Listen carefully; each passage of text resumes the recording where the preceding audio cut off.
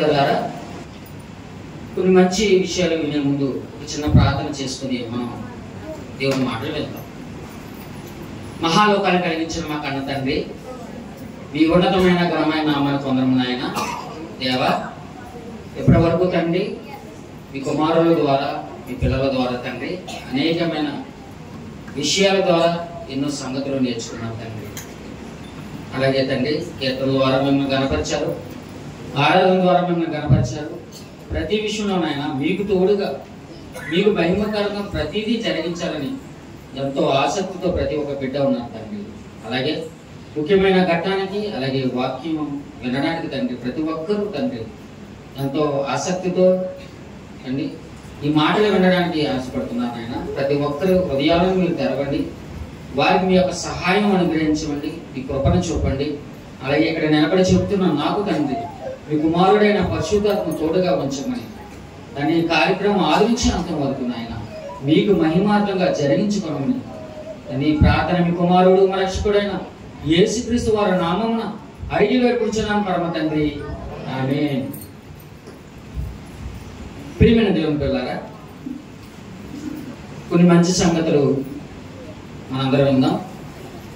నిన్న ఉదయకాలంలో అలాగే నిన్న రాత్రి కాలంలో దేవుని మాటలో మనందరం కూడా చక్కగా విన్నాం. ఇంకా ఈరోజు రాత్రి కూడా కొన్ని విలువైన సంగతుల గురించి మనం పరిశీలించేద్దాం. ప్రియులారా,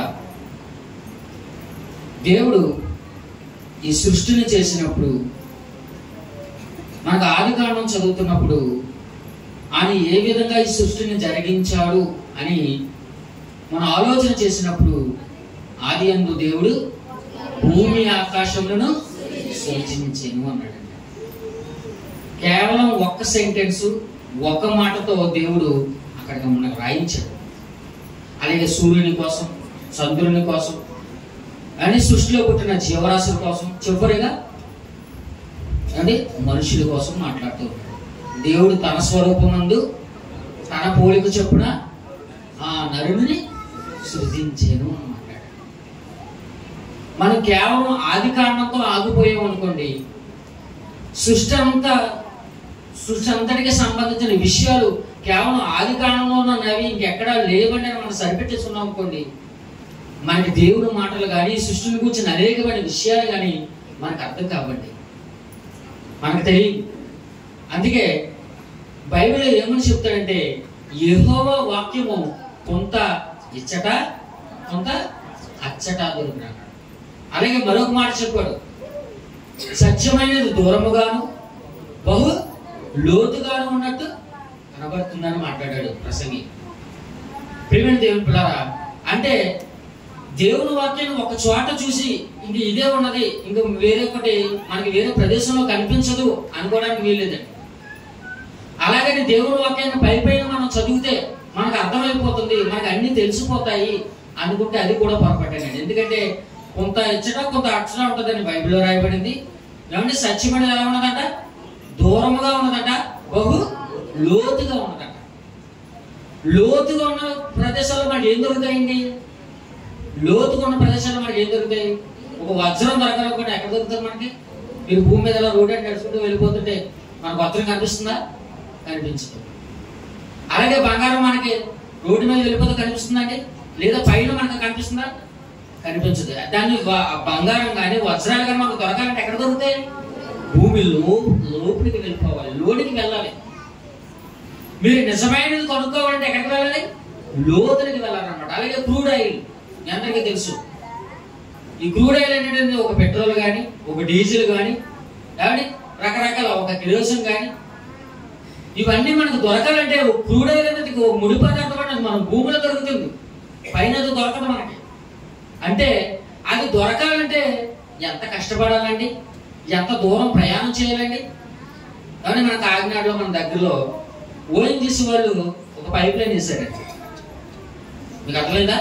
ఓఎన్జీసీ వాళ్ళు పైప్ లైన్ వేశారు. ఏంటంటే మన గోదావరి జిల్లాలో ఈ యొక్క ఏదైతే మన భూభాగం ఉన్నదో, మన సముద్ర ప్రాంతాలు ఉన్న, మన తీర ప్రాంతాలు ఏవైతే ఉన్నాయో, ఈ ఏరియా గుండగా ఏం పడిందంట?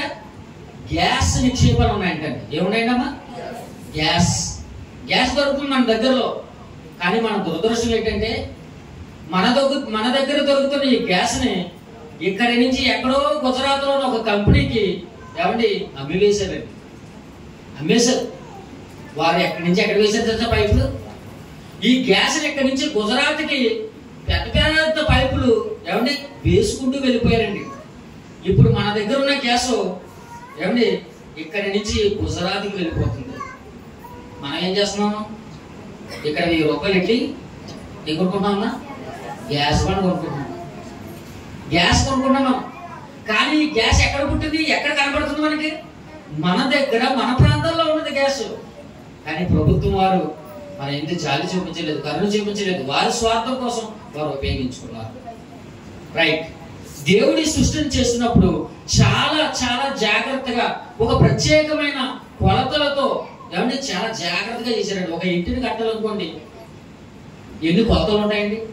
ముందుగా మేస్త్రి గారు వస్తారు. ఈ స్థలం అంతా సదురుగా చేసేయాలి. ఏమండి ఇది పలక ఆకారంలో ఉందా, లేకపోతే స్క్వేర్ రూట్ లో ఉందా, లేకపోతే మరొక రకంగా ఉందా, ఎన్ని రకాలుగా ఉందో చూస్తారో.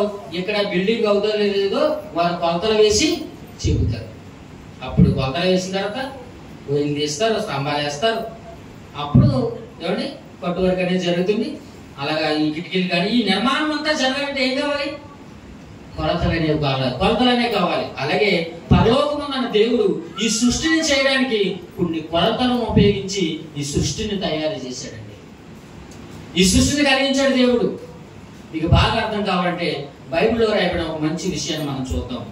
అందరూ మీరు బైబిల్ తెరిచి యెషయా గ్రంథం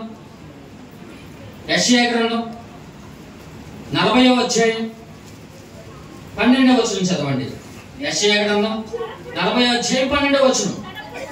తన పుడిసిటిలో జలములను కొలిచిన వాడెవడు? జానతో ఆకాశంలో కొలిచిన వాడెవడు? భూమిలోని మన్ను కొలపాత్రలో ఉంచిన వాడెవడు? త్రాసుతో పర్వతములను పూచిన వాడెవడు? తూనిక చేత కొండలను పూచిన వాడెవడు? ఇంకా అలా ప్రశ్నిస్తున్నారు చూడండి. దేవుడు ఇంకా అలా ప్రశ్నలు వేస్తూనే ఉన్నాడు. అలా ప్రతి ప్రశ్నకి సమాధానం లేదు మన దగ్గర. మీకు అర్థమవుతుందా? ప్రపంచంలో ఉన్న ఏ మనిషికి కూడా ఈ సృష్టి ఎలాగ కలిగిందంటే ఒక పెద్ద పేలుడు సంభవించడం వల్ల ఈ సృష్టి కలిగిందని చెప్తున్నారండి. కాబట్టి దాన్ని బిగ్ బ్యాంగ్ థియరీ అన్నారు శాస్త్రవేత్తలు.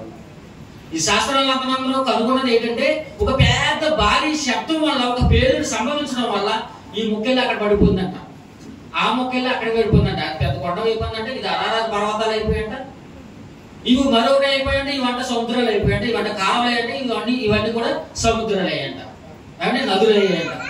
ఇలా చెప్పారండి మనకి, ఇలా వివరించారు మనకి.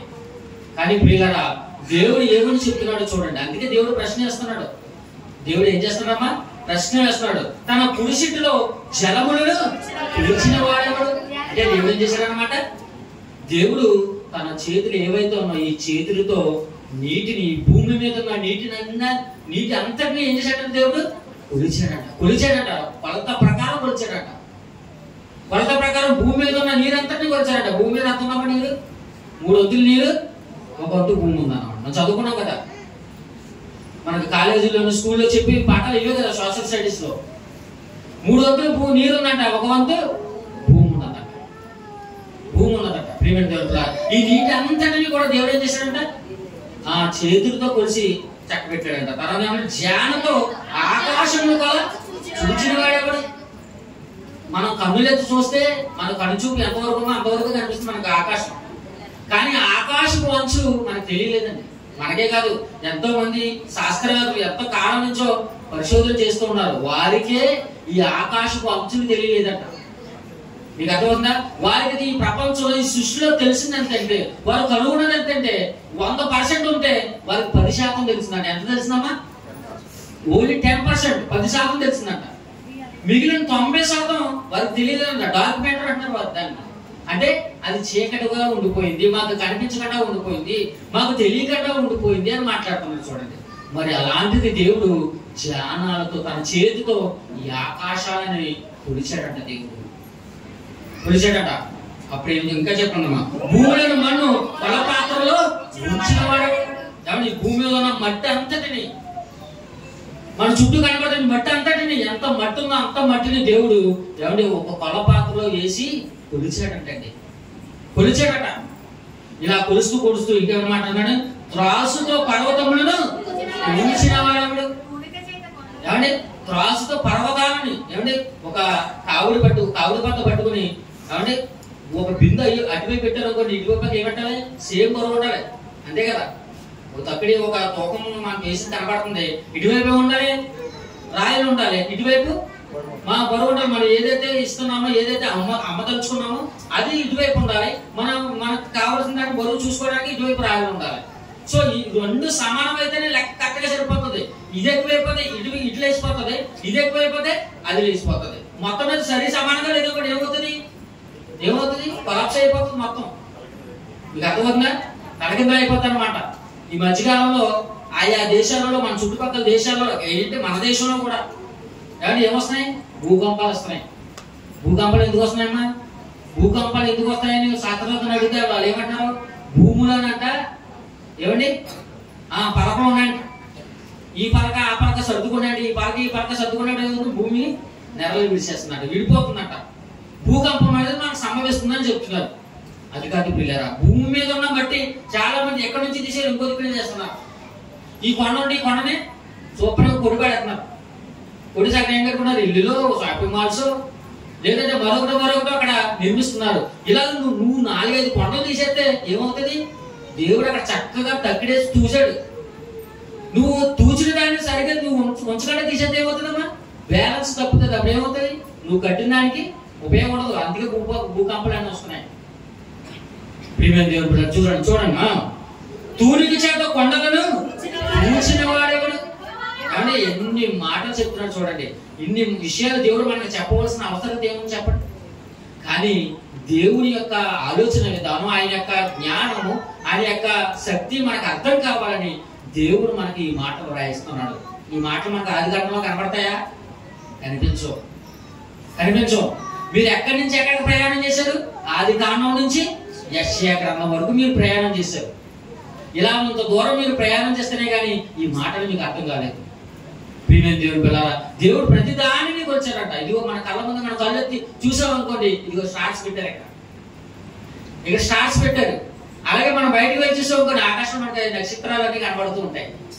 కాబట్టి ఈ నక్షత్రాలు, ఇక్కడ ఉన్న నక్షత్రాలు అంటే లెక్కించవచ్చు, 1, 2, 3, 4 అని. కానీ ఆకాశంలో నక్షత్రాలు మనం లెక్కించగలమమ్మా? లెక్కించలేము. అవి ఎలాగ ఉన్నాయంటే కోటాను కోట్లుగా ఉన్నాయండి. అలాగని ఆ నక్షత్రాలు చిన్నగా నలుసంతగా కనబడుతున్నాయని చిన్నగా అనుకోకండి. ఎందుకంటే ఆ నక్షత్రం ఎంత పెద్దదో తెలుసా? ఈ భూమి కంటే 13 లక్షల రెట్లు పెద్దదంటండి. ఎన్ని రెట్లండి? 13 లక్షల రెట్లు. అంటే ఒక సెల్ ఫోన్, నా ఇది కూడా ఒక సెల్ ఫోన్ ఉన్నది. ఈ సెల్ ఫోన్ ఒక భూమి అనుకుంటే, మీకు అర్థమవుతుందా? ఈ సెల్ ఫోన్ ఒక భూమి అనుకుంటే ఈ గది ఎంత ఉందండి? ఈ గది ఎంత ఉంది? ఇంత పెద్దదండి నక్షత్రం. ఈ సెల్ ఫోన్ మన భూమి, ఈ నక్షత్రం ఈ గది అంత ఉంటుంది అన్నమాట. అంటే 13 లక్షల రెట్లు. అంటే ఎంత పెద్దదో చూడండి నక్షత్రం. అంత దూరంలో ఉన్న చూడండి మనకి ఎలా కనపడుతుంది? చాలా చిన్నగా కనపడుతుంది. చాలా తక్కువ చేస్తున్న స్టార్స్. ప్రియమైన దేవుడి పిల్లరా, ఆలోచించండి. అంత గొప్ప నక్షత్రాలను, అన్ని లెక్కించలేని నక్షత్రాలను దేవుడు లెక్కిస్తున్నాడట. లెక్కించడమే కాదు, వాటికి పేర్లు కూడా పెడుతున్నాడట. ఈ రోజు మన పిల్లలకు మనం పేర్లు పెట్టడానికి ఏమవుతున్నామా?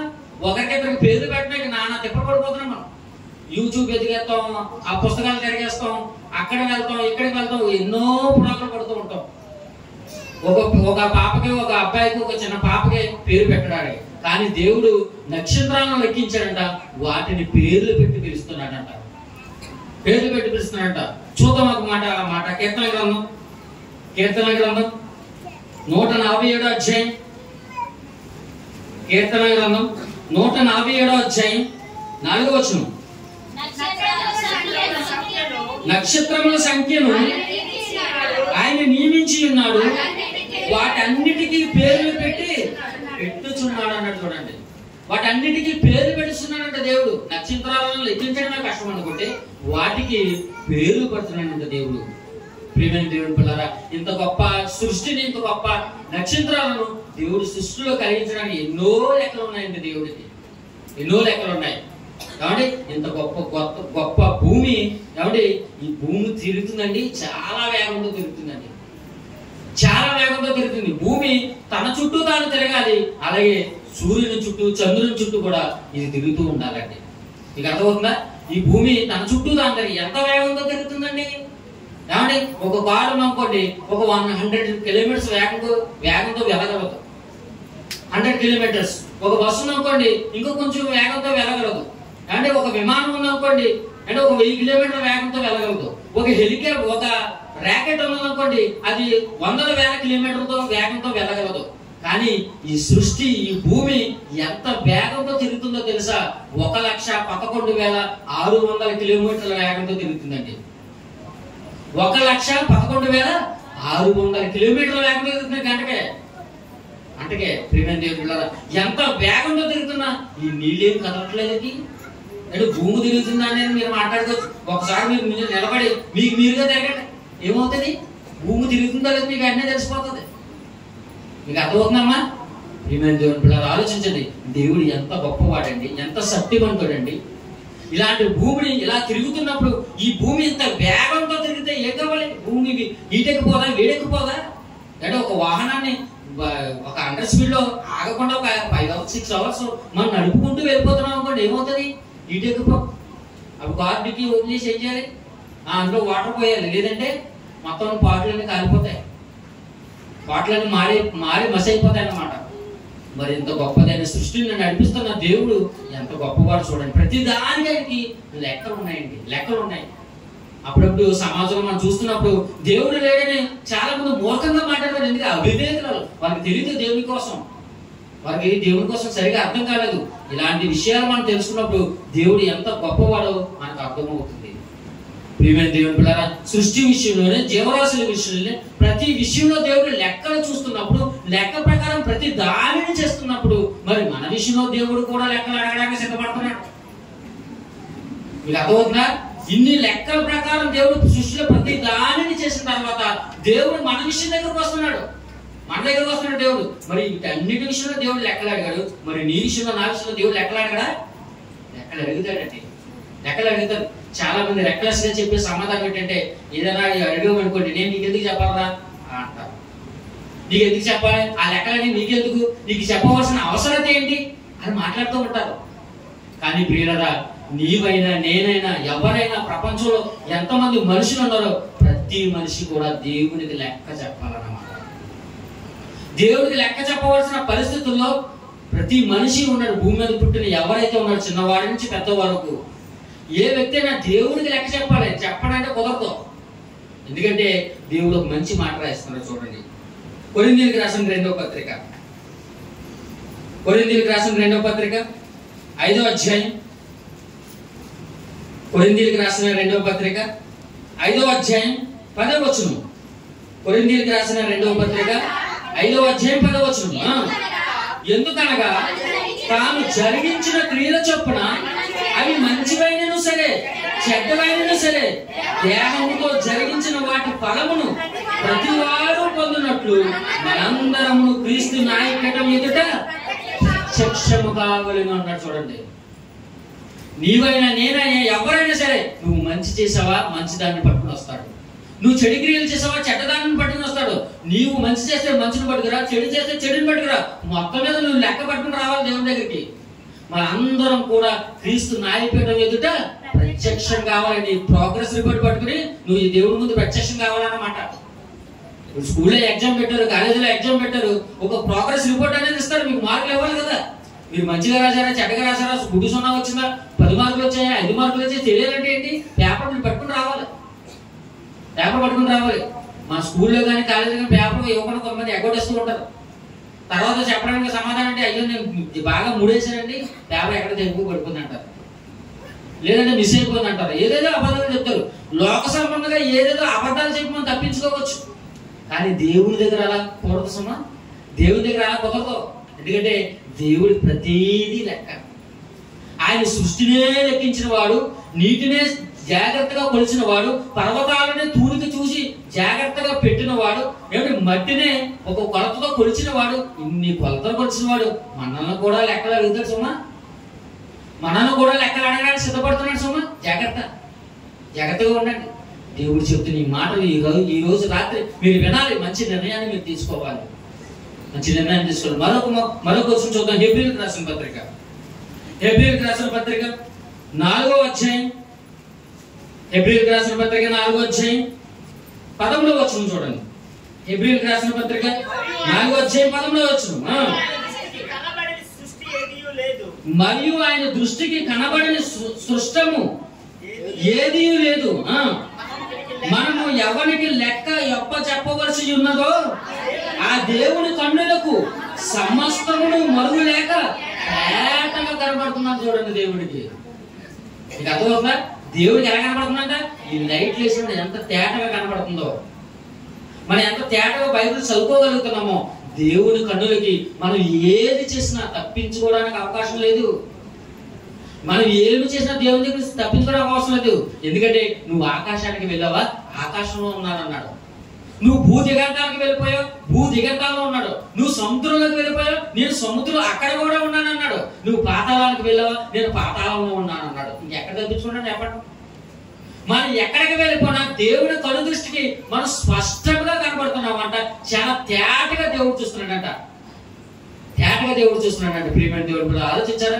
ఏమండి, చాలా మంది చీకటిలో చేసామండి, మేము చీకటిలో జరిగించేస్తున్నామండి, మమ్మల్ని ఎవడో చూడలేదండి అని అనుకున్నాడు. కానీ దేవుడికి ఎలా కనపడుతుంది తెలుసా? నువ్వు ఈ లైట్లో ఎలా కనపడుతున్నావు అలా కనపడుతుంది దేవుడికి. నాకు కనిపించకపోవచ్చు, చుట్టూ ఉన్నవారికి కనిపించకపోవచ్చు, సమాజానికి కనిపించకపోవచ్చు, కానీ దేవుని కన్నులకు ప్రతిదీ కూడా తేటగా కనపడటానికి చీకటైనా వెలుగైనా ఒకటే దేవుడికి. ఎందుకంటే కలిగించింది ఆయనే కదా, ఆయనే కదా కలిగించింది. ప్రియమైన దేవుడు ఆలోచించింది. ఈ లెక్కలు దేవుడు మనం అడగడానికి సిద్ధపడుతున్నాడు. దేవుడు ప్రతిదీ మనం అడుగుతాడు. ఏమంటే దేవుడు మనం అడుగుతాడండి, ప్రతి దానిని అడుగుతాడు. ఏమంటే నీవైనా సామాన్యులు మొదలుకొని రాజుల వరకు, సామంతుల వరకు, దళితుల వరకు ఎవరినైనా ఆయన ప్రశ్నలు అడుగుతాడండి, లెక్కలు అడుగుతాడండి. ఏమంటే మోడీ గారిని అడుగుతారండి, అడుగుతారండి. మరొక దేశంలో ఉన్న వ్యక్తులు అడుగుతారండి, అడుగుతారండి. అంటే అమెరికాలో ఉన్న డొనాల్డ్ ట్రంప్ గారిని అడుగుతారండి. మరి ఏదో బైబిల్ దేశము లేదా బైబిల్ బోధించే దేశం అంటే ఆయన చెప్పాలి కదా, తప్పదు. మంచి చేశాడా చెడ్డ చేశాడా అక్కడ న్యాయపీఠం మీద నిలబడాలి. నీవైనా నేనైనా రాజులైనా ఆయన పట్టింపు లేదు. ఎవరినైనా అడుగుతాడు. అంటే రాజును కూడా అడుగుతాడు. ఎందుకంటే బైబిల్లో రాజును కూడా దేవుడు లెక్కలు అడిగిన సందర్భాలు మనకు కనిపిస్తున్నాయి. దేవుడు రాజును కూడా లెక్కలు అడిగాడు. చూస్తారా బైబిల్ నుంచి? అందరూ మీ బైబిల్ తెచ్చి దానియేలు గ్రంథం 5వ అధ్యాయం. దానియేలు గ్రంథం 5వ అధ్యాయం. దానియేలు గ్రంథం 5వ అధ్యాయం 1వ వచనం. రాజుకు బెల్షస్సరు గొప్ప విందు చేయించి ఆ 1000 మందితో కలుసుకుని ద్రాక్షారసము త్రాగుచుండెను. ఏమండి, ఒక రాజు ఉన్నాడు, అతని పేరు బెల్షస్సరు. ఇతను నెబుకద్నెజరు కుమారుడు అన్నమాట. జాగ్రత్తగా ఉన్నారమ్మా, ఇది చరిత్రకి సంబంధించిన విషయాలు. మనం వినకపోతే మిస్ అయిపోతాం. అర్థమవుతుందా? ఈ ముక్క వినదనుకోండి, ఈ వచనాన్ని మనం జాగ్రత్తగా ధ్యానించుకోలేదు అనుకోండి, మీరు పాటను మిస్ అయిపోతారు. జాగ్రత్తగా వినాలి కొద్ది నిమిషాలు. నెబుకద్నెజరు ఒక రాజు ఉన్నాడు బబులోనికి. ఆ రాజు చనిపోయిన తర్వాత అతని కుమారుడైన బెల్షస్సరు రాజ్యాన్ని పరిపాలిస్తున్నాడు. ఈ బెల్షస్సరుకి ఏంటి, రాజుగా ఉన్నవాడు ఏం చేస్తున్నాడంటే అండి, తన చుట్టూ ఉన్న అధిపతులకి సుమారు 1000 మంది అంటండి. ఈ 1000 మందికి ఒక గొప్ప విందు చేయించాడంటండి. శుభ్రంగా రండిరా నా దగ్గరికి, మీకు ఈ రాజ్యంలో ఎవరైనా గొప్ప విందు నేను చేయిస్తున్నాను, మనందరం తిని తాగి ఎందుతో అని వారందరికీ ఆహ్వానం ఇచ్చాడు, ఆహ్వానం పంపించాడు. అప్పుడు ఆ 1000 మంది కూడుకున్నారట. ఏమండి, సాధారణంగా రాజులైన వారు మద్యం సేవించండి. మీకు బాగా అర్థం కావాలంటే ఒక విషయం చెప్తాను. బండి నడుపుతుండగా మద్యం సేవించచ్చా? సేవించకూడదు. అంతే కదండి. వాహనము నడుపువారు ఏం చేయకూడదు? మద్యం సేవించి వాహనము నడపరాదు. ఎందుకు? నువ్వు బండి నడుపుతావు కాదు, నువ్వు నడపడం వల్ల ఎవడో పోతాడో, నువ్వు పోతావు, నీ ఎదురుకుంటే ఎవడవుతాడో వాడు నువ్వు తిరుగుతావు. లేదంటే నీ వెనకాల ఎవడో కూర్చున్నాడో వానికి ఉద్యోగం. వీరితో నష్టం జరిగిపోతుందా? వారి కుటుంబాలు, మీ కుటుంబం, ఎంతమంది కుటుంబాలు. కాబట్టి ప్రభుత్వం వారు మన కోసం మంచిగా ఆలోచించి ఏం చేశారంటే మీ కుటుంబం నష్టపోకూడదు, వారి కుటుంబం నష్టపోకూడదు, ఎవ్వరు ప్రాణాలు పోకూడదు అని ఒక మంచి ఉద్దేశంతో ఇదిగో మీరు మద్యం సేవించాలా, సేవిస్తే సేవించండి, కానీ సేవించినప్పుడు మాత్రం మీరు వాహనాన్ని మీరు నడపకూడదు అన్నాడు. ఎందుకు? వారి ఇద్దరు ప్రాణాల కోసం కూడా ఆలోచించారు. 2 కుటుంబాల విషయంలో వారు ఆలోచించారు. ఇప్పుడు కారు నడపడం, కారులు ఎంతమంది ఉంటారు? మినిమం 4 ఉంటారు కదండి. పెద్ద పెద్ద కారులు అంటే 6 మెంబర్స్ ఉంటారు. ఇలా కారు నడిపేవాడు కూడా మద్యం సేవించి వాహనాన్ని నడిపించకూడదు. అలాగే ఒక బస్సు డ్రైవర్ అతని చేతిలో ఎంతమంది ఉంటారు? ఒక 100 మంది ఉంటారు. ఏమండి? అలాగే ఒక ట్రైన్ ఒక 1000 మంది ఉంటారు. అలాగే ఒక హెలికాప్టర్, లేదంటే ఒక విమానం, ఏమండి, అందులో ఒక 200 మంది, 300 మంది, లేదా 500 మంది ఉంటారు. ప్రియమైన దేవుని పిల్లారా, ఇంతమంది చేతులు, వారి యొక్క ప్రాణాలు వారి చేతులు ఉన్నందున వారు ఏం చేయకూడదు అంటున్నారు? వారు డ్యూటీకి ఎక్కేటప్పుడు ప్రతి ఒక్కరికి టెస్ట్ చేస్తారండి. ఏంటి? మద్యం తాగాడా లేదా, మద్యం సేవించాడా లేదా, డ్రింకింగ్ చేశాడా లేదా, ప్రతి దానిని పరిశీలించి అప్పుడు అతన్ని డ్యూటీ ఎక్కమంటారు. ఎందుకంటే వారందరి జీవితాలు ఎవరి చేతులు ఉన్నాయి? వారి చేతుల్లో ఉన్నాయి. ఇప్పుడు ఇతను దేశానికి రాజు. దేశం అంటే ఒక దేశం కాదు, ఆ చుట్టూ ఉన్న దేశాలన్నింటికి రాజు. ఎవరు? బెల్షస్సరు. రాజైన బెల్షస్సరు. ఏమండి? చక్రవర్తి పరిపాలిస్తున్న వీరందరినీ కూడా రాజు స్థానంలో ఉన్నవాడు మద్యం సేవించకూడదు. అందుకే బైబిల్లో మంచి మాట ఉంటుంది, రాజులుగా ఉన్నవారికి మద్యపానము తగదని చెప్తాడండి, తగదని చెప్తాడు. ప్రియమంటారు, మరి అలాంటి తప్పుడు పని కార్యక్రమం చేస్తూ మద్యం సేవిస్తున్నాడు. ఓకే, మద్యం సేవిస్తున్నాడు. ఆ మద్యం సేవించేస్తున్నాడు. ఏం చేస్తున్నాడంట? ఇప్పుడు మద్యం తాగుతూ ఉండగా అయ్యగారికి ఒక మంచి ఆలోచన వచ్చిందండి. ఏంటి ఆలోచన? అసలు ఈ గ్లాసులో తాగడం కాదురా, ఇలాంటి వాటిలో మనం తాగితే మనకి పెద్ద కిక్కే ఉంటది. మనం ఏం ఎదురు తాగాలి?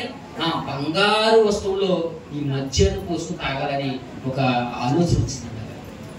అప్పటి వరకు వేరే పాత్రలో వేసిన మద్యాన్ని సేవిస్తున్నాడు, త్రాగుతున్నాడు. కానీ ఈ త్రాగుతుండగా ఒక ఆలోచన వచ్చింది అతనికి. ఆలోచన వచ్చింది ఏంటంటే, ఇదిగో అతని తండ్రి అయిన నెబుకద్నెజరు ఇదిగో సొలొమోను కట్టించిన ఆ దేవాలయం మీద గండెత్తి, ఏమండి, ఆ గృహంలో ఆ యొక్క దేవాలయం ఉన్న దేవుని ఉపకరణాలన్నిటినీ కూడా తీసుకొచ్చి, ఏమండి, ఇతని ఈ యొక్క రాజ్యంలో పెట్టుకున్నాడు, బబులోను రాజ్యంలో. ఇలా ఉన్నప్పుడు అతని కుమారుడు ఉన్నాడు కదండి. మరి ఇప్పుడు అతని కొన్ని దేని మీద పడ్డది? ఎవరైతే అతని తండ్రి తెచ్చి ఉంచారో బంగారు పాత్ర, దేవుడు బంగారు పాత్ర ఎవరైతే తెచ్చి ఉంచారో ఆ బంగారు పాత్రలో మద్యం వేసుకుని, మందు వేసుకుని హాయిగా తాగాలనే ఒక ఆలోచన కలిగి ఉన్నాడండి. వెంటనే అతని చుట్టూ ఉన్న వారికి ఆజ్ఞ ఇచ్చాడు, ఇదిగో అక్కడ ఉన్న ఆ పాత్రలు తీసుకురండి, ఆ పాత్రలు వెంటనే తీసుకురండి, అందులో మద్యం పోసి ఇదిగో నా చుట్టూ ఉన్న రాజులకు ఇవ్వండి, నా చుట్టూ ఉన్న అధిపతులకు ఇవ్వండి, వారితో పాటు నాకు కూడా ఇవ్వండి అన్నాడండి. నాకు కూడా ఇవ్వండి అన్నాడు. అలా ఇచ్చిన వెంటనే మద్యం పోసుకుని వారు తాగుతున్నారండి. వారు చేసిన రెండో తప్పు ఏంటో తెలుసా? వారి ఎదురుగా దేవుడికి ఏదైతే ఇష్టం లేదో, ఏమండి, వారి ఎదురుగా నీ విగ్రహాలను ఎదురుగా పెట్టుకుని వాటిని స్తుతించుచు వారు కాలు మీద కాలేసుకుని ఏం చేస్తున్నారంట? మద్యం సేవిస్తున్నారు. ఎంత దుర్మార్గమైన పని చేశారు చూసారా? బెల్షస్సరు దేవుని ఎదుట ఎంత దుర్మార్గమైన పని చేశారు తెలుసా? మొదటి తప్పు రాజుగా ఉండి మద్యం తాగించడం, రెండవ తప్పు దేవుడి పాత్రలో మద్యం వేసుకుని తాగాలనుకున్నది రెండవ తప్పు. మూడవ తప్పుగా మనకి ఏమి పడుతుంది? విగ్రహముల ఎదుట మద్యం సేవించడం. ఇలా త్రాగుతూ ఉండగా ఆయన ఎదుర్కొంటూ ఒక గోడ ఉన్నదంట. నా ఎదురుగా ఉన్నట్టు ఒక గోడ ఉన్నదంట. ఆ గోడ మీద ఏదో ఒక రకమైన మానవ హస్తం, ఏమండి, మానవ హస్తం, ఒక చెయ్యి అన్నమాట. అంటే చెయ్యి అంతా పొడుగ్గా లేదండి, కేవలం ఈ హస్తం మాత్రమే కనిపిస్తుంది. ఏదో రాస్తున్నట్టు అక్కడికి ఎవరు కనిపిస్తుందంట? కేవలం రాజుగా కనిపిస్తుంది. బెల్షస్సరు అనే రాజుగా కనిపిస్తుంది. మిగిలిన చుట్టూ ఉన్న వారికి ఎవరికీ కనిపించట్లేదు. ఈ రాత చూస్తున్నప్పుడు, ఈ రాసిన రాతను చూసినప్పుడు రాజు కంట వెంటనే కలవరం మొదలైపోయిందంట. ఎన్నో వచ్చినామమ్మా? 6వ వచనం. Very good. అతని ముఖము వికారమాయను, అతని మనసునందు కలవరపడగా అతని నడుము కీలు వదిలి అతని మోకాలు గడగడ వణుకుచు పుట్టుకుడుచుండెను. ఏమండి, ఇలా మద్యం సేవిస్తూ ఉండగా ఆ చెయ్యిని, ఆ రాతను చూడగానే రాజుకి దడొచ్చేస్తుంది. ఇంకా ముఖం అంతా వికారం అయిపోయిందంట, మనసులో దడదలు మొదలైందంట, కీళ్ళు కాళ్ళు వదిలేసేయంట, వణికేస్తున్నాడట, గసగస వణికేస్తున్నాడండి. ఏంటి రాత ఏంటి, ఈ యొక్క చెయ్యి రావడం ఏంటి, ఏం జరుగుతుంది? రాజుకి ఏం అర్థం కావట్లేదు. ఏం జరిగిపోతుంది? అని ఒక్కసారిగా రాజుకి తాగినంత దిగిపోయింది. ఎవరు తాగినంత దిగిపోయింది చూడండి. ఎప్పుడప్పుడు చూడండి, ఎవరన్నా లోకంలో చిన్న చిన్న విషయాలు మాట్లాడతారు. ఏదైనా వారు ముందు జరగరాని జరిగిందనుకో అప్పుడే వాళ్ళు మద్యం సేవించి వస్తాడు. ఏమంటాడు? తాగినంత దిగిపోయింది అంటాడు. రాజు కూడా దిగిపోయింది ఇక్కడ. రాజు కూడా దిగిపోయింది ఇక్కడ. ఇలా దిగిపోగానే వెంటనే తన చుట్టూ తన రాజ్యంలో ఉన్న వీరందరినీ పిలిచాడు. ఎవరైతే పంటసాలు ఉన్నారో, ఎవరైతే చెప్పేవారు ఉన్నారో వీరందరినీ తీసుకొచ్చాడు. ఇదిగో నాకు ఒకటి కనిపించింది, దాని అర్థం ఏంటో చెప్పండి, మీరు దాని భావం ఏంటో చెప్పండి అనగానే వారు అందరూ చదువుతున్నారు కానీ వారికి ఏమర్థం అవుతుంది. ఆ భాష ఎవరో చదవలేకపోతున్నారు, దానికోసం తెలుసుకోలేకపోతున్నారు. వారు అక్కడ ఏమి రాస్తారో వారికి అర్థం కావట్లేదు. అర్థం కాకపోతే మళ్ళా రాజు చెప్తున్నారు. చూసారా, భయపడేవాడు ఇంకో భయపడేసాం కానీ ఏమైపోతాడు? గుండె ఆగిపోతుంది. మీకు అర్థమవుతుందా? దెయ్యం అంటే భయం ఉన్నవాడు ఏం చేస్తాడండి? చీకటి అంటే భయం వస్తాడు. ఆ చీకటి అంటే భయం ఉన్న వాడికి, దెయ్యం అంటే భయం ఉన్న వాడికి నువ్వు చిన్న బొమ్మ పెట్టుకుని వచ్చినా, నువ్వు ఎక్కువగా పౌడర్ రాసుకున్నాడు కళ్ళ ముందు కనపడినా, చీకటిలో నువ్వు నడిచొచ్చావంటే వాడు నేను చూసి ఏమనుకుంటాడు? దెయ్యమే వచ్చేసింది అనుకుంటాడు. మీకు అర్థంగా అతను భయాన్ని ఇంకా భయంగా చేయడం ఇంకా అంత ఎందుకండి? అంతెందుకు? తన నేరం తానే చూసి భయపడిపోతాడు, భయస్తుడు. ఇక్కడ బెల్షస్సర్ రాజుకి అప్పటికే కాళ్ళు చేతులతో వణుకుపోతుంటే ఇలా అన్నారంటే ఈ మంత్రగతులు వీళ్ళందరూ వచ్చి, ఈ అయ్యగారు అందరూ వచ్చి ఏమన్నారంట, రాజా ఈ రాసిందేటో మేము చదవలేకపోతున్నాము, ఏమవుతుందో ఏంటని రాజు భయపడతాడు. రాజు ఇంకా భయపడిపోతున్నాడు. ఇలా భయపడుతున్నాడు ఈ విషయం ఎలాగైతే మహారాణి గారికి తెలిసింది, తన భార్యకి తెలిసింది. వెంటనే భార్య వచ్చింది, పరుగున వచ్చింది. భర్త గారు, రాజుగారు, మీరు భయపడకండి. ఎందుకంటే ఒకనొక కాలంలో మీ తండ్రి గారికి ఎలాంటి కళ వచ్చింది. ఆ కళ ఎంతదైతే తెలుసా? రాజుగారికి ఒక కళ వచ్చిందంట, రాత్రి వేళ కళ వచ్చిందంట. ఉదయం లేకపోతే కళ ఏమైపోయింది? మర్చిపోయాడంట. ఈ కళ మర్చిపోగానే వచ్చి ఎవడెక్కడ అని చెప్పి మొత్తం అందరూ పిలిచాడు. వారందరినీ పిల్లగానే వచ్చారు. ఇదిగో నాకు పలానా ఏదో కళ వచ్చింది, ఆ కళ ఏంటో నాకు తెలదు, నేను చెప్పలేను, నాకు వచ్చిన కళ మీరే చెప్పాలి, ఆ కళకు బాబు కూడా చెప్పాలి, మీరు ఎవరైనా చెప్పకపోతే మిమ్మల్ని అందరినీ చంపేస్తానన్నాడు. వీడెవరు బాబు పిచ్చోడు, మమ్మల్ని చంపేస్తాను అనుకున్నాడు. ఈ యొక్క భయంకరమైన పరిస్థితి నుంచి మమ్మల్ని ఎవరు రక్షిస్తాడు అని అనుకుంటున్నప్పుడు ఒక వ్యక్తి వచ్చాడు. అతను దేవతల యొక్క స్వరూపం కలిగిన వాడు, దేవతల వలె మాట్లాడగలిగిన వ్యక్తి కలిగిన వాడు. అలాంటి వ్యక్తి మీ తండ్రి కాలంలో ఉన్నాడు రాజా అని ఎవరు గుర్తు చేశారండి? రాజు యొక్క భార్య, బెల్షస్సర్ భార్య గుర్తు చేసింది. వెంటనే అతను ఇప్పుడు ఉన్నాడా అని అడిగాడు. ఉన్నాడు. వెంటనే అతన్ని తీసుకురండి, ఎందుకంటే అతను తీసుకొస్తే ఇదిగో నా రాజ్యంలో 3వ స్థానం ఇస్తాను, అతనికి నా రాజ్యంలో ఎన్నో బహుమతులు ఇస్తాను, వీటన్నింటినీ నాకు అప్పగిస్తాను, వెంటనే తొందరగా తీసుకురండి అన్నప్పుడు వెంటనే అనేది దానియేలుకు కౌరు పెట్టారు. దానియేలు వచ్చాడు. ఇదిగో ఈ యొక్క భావం చెప్తే నీకు ఈ యొక్క ఆఫర్స్ ఇస్తున్నాను, నేను ఈ రాజ్యంలో నువ్వు ఏదైనా కోరుకో, నీకు 3వ స్థానాన్ని నేను అనుగ్రహిస్తాను, నువ్వు తీసుకో అన్నప్పుడు దానియేలు ఈ ఆఫర్స్ పక్కన పెట్టుకో, మీకు వచ్చిన కళ ఏంటో చెప్పండి, మీరు చూసింది ఏంటో చెప్పండి అని చెప్పినప్పుడు, అంటే ఇదిగో నాకు పలానాది వచ్చి నా గోడ మీద ఏదో రాశారన్నప్పుడు దానియేలు దేవునికి ప్రార్థన చేశాడు. దానియేలు దేవునికి ప్రార్థన చేయగానే దేవుడు దానియేలుకి ఆ విషయాన్ని ఓపెన్ చేశాడు. అలా ఓపెన్ చేయగానే అప్పుడు మాట్లాడుతున్నారు చూడండి, 24వ వచనం.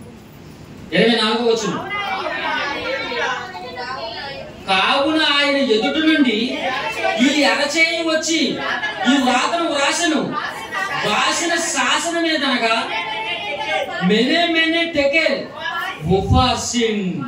ఏమండి అక్కడ రాయబడిన మాట పేరు ఏం పేరంట? మెనే టెకెల్ ఉఫాసిన్ అనగా ఈ మాటకి అర్థం ఏంటంట? 25వ వచనం. ఈ వాక్య భావం ఏమనగా మెనే అనగా దేవుడు నీ ప్రవృత్తి విషయంలో లెక్క చూసి దాన్ని ముగించను. టెకెల్ అనగా ఆయన నిన్ను త్రాసులో తోచుగా నీవు తక్కువగా కనబడతవి. ఏమండి రాదు దేవుడు ఆయన విషయంలో, ఆయన ప్రభుత్వ విషయంలో మొట్టమొదటిగా ప్రభుత్వ విషయంలో లెక్క చూశాడంట. జాగ్రత్తగా వినండి. ప్రభుత్వ విషయంలో ముందు లెక్క చూశాడంట. ప్రభుత్వ విషయంలో కరెక్ట్గా ఉన్నాడా? కరెక్ట్గా లేడు రాజు. ఇప్పుడు రెండో విషయంలో ఏ విషయంలో చూస్తున్నాడు? త్రాసులో నిన్ను తోచగా నీవు తక్కువ కనబడ్డావు. నువ్వు కరెక్ట్గా ఉండాలి కదా. తూకం నేను ఎలా చూస్తాను? నేను చాలా పెర్ఫెక్ట్ గా చూస్తాను. తూకం అటు అవ్వకూడదు, ఇటు అవ్వకూడదు. ఎందుకంటే నేను సృష్టిని కానీ వీటన్నింటినీ ఎలా కలిగించాను? చాలా జాగ్రత్తగా కలిగించాను, సమానంగా కలిగించాను. కాబట్టి ఎటువంటి తేడాపాట్లు లోటుపాట్లు లేకుండా చేశాను. ఇప్పుడు నిన్ను త్రాసులో పెడతా. ఇప్పుడు ఏం తెలిపోయింది?